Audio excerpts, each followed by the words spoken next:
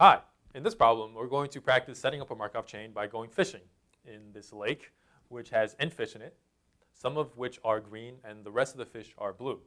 So what we do is every day we go to this lake and we catch exactly one fish. And all the fish are equally likely to be the one that's caught. Now, if we catch a green fish, we paint it blue and we throw it back into the lake. And if we catch a blue fish, we just keep it blue and we also throw it back. Now, what we're interested in modeling is how does this lake evolve over time? And specifically, what we're interested in is the number of green fish that are left in the lake. So let's let GI be the event that there are I green fish left in the lake. And we want to know, how does GI evolve over time? Now, one thing that we've learned that we can use to model this is a Markov chain. But before we can use it, we need to make sure that this actually satisfies the Markov property. Now, recall that the Markov property essentially says that given the current state of the system, that's all you need in order to predict the future states. So any past history of the previous states that it was in, that's all irrelevant. All you need is the current state. Now, in the context of this particular problem, what that means is that if I tell you that there are 10 green fish left, that's all you need to do. That's all the information you need in order to predict how many fish there will be tomorrow. So why is that? Well, it's because what influences the number of green fish that are left? What influences it is which fish you catch, because depending on which fish you catch, you may paint the green fish blue, in which case the number of green fish decrease. But what affects which fish you catch? Well, that probability is dictated solely based on just the number of green fish in the lake right now, today. So it doesn't matter that there were 20 fish yesterday. All that matters is how many green fish there are in the lake today. And so because of that argument, the number of green fish, this does satisfy the Markov property. So we can use this and model it as a Markov chain. So like we alluded to just now, the key dynamic that we need to look at is, how does the number of green fish change? And if we look at it, we notice that after each day, the number of green fish can only have two possible changes. Only two possible transitions. One possible transition is that it goes down by exactly 1, which happens if you happen to catch a green fish and paint it blue. So the number of green fish, that green fish is no longer green, so the number of green fish goes down by 1. The other possible transition is that GI doesn't change because you caught a blue fish that day. So all the green fish are still green.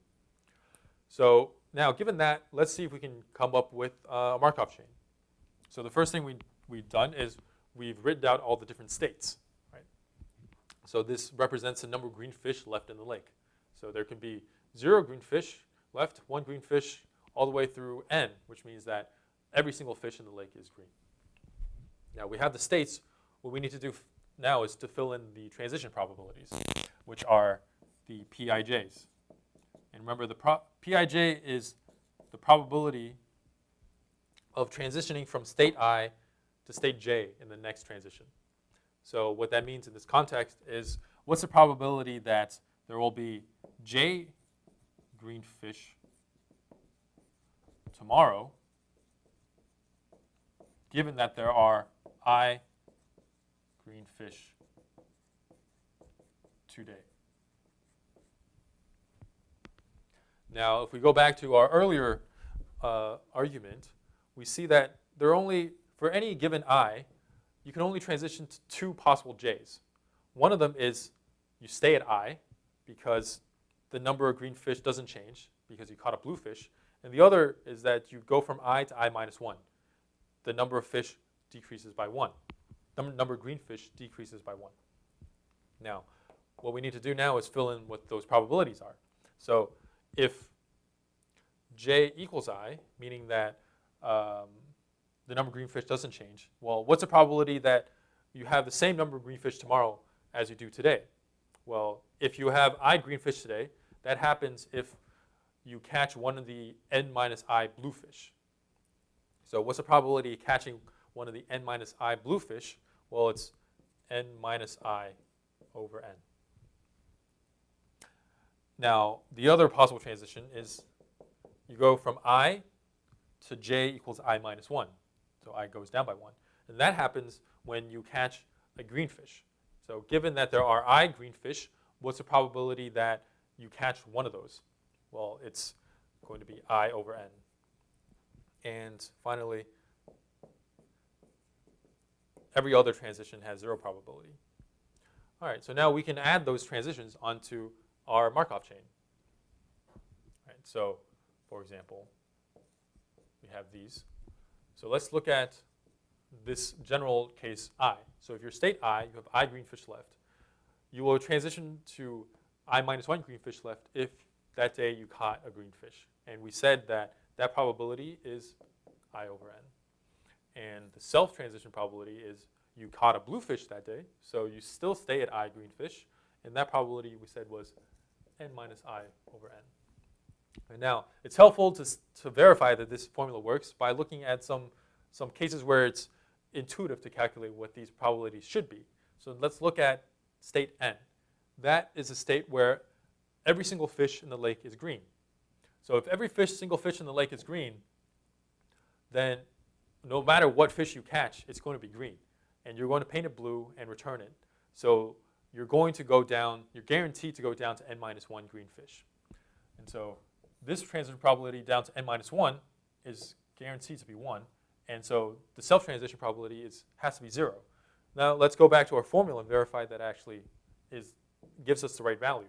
So if I is n, then the transition for there's only these transition probabilities. So if I is n, then the transition probability to j, for j is also n, is n minus n over n, which is 0.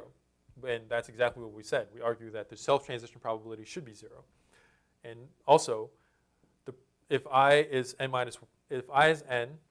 the probability of transitioning to n minus 1 should be n over n, which is 1. And that's exactly what we argued here.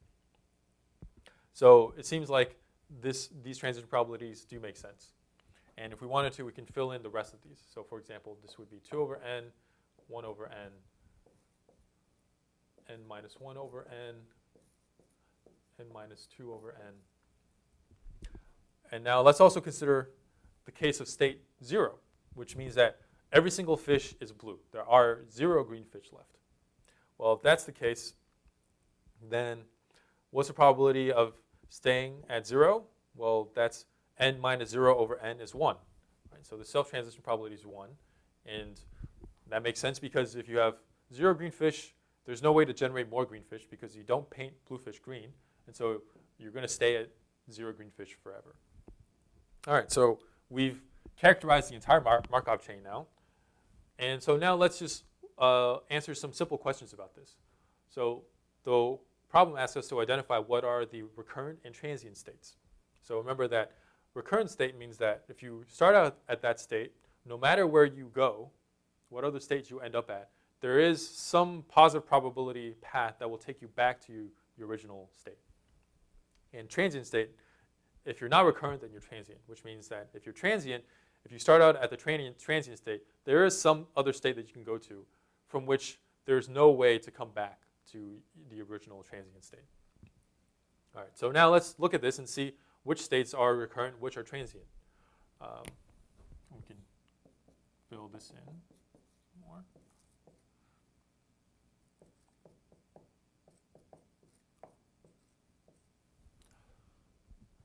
And if we look at it, let's look at state n.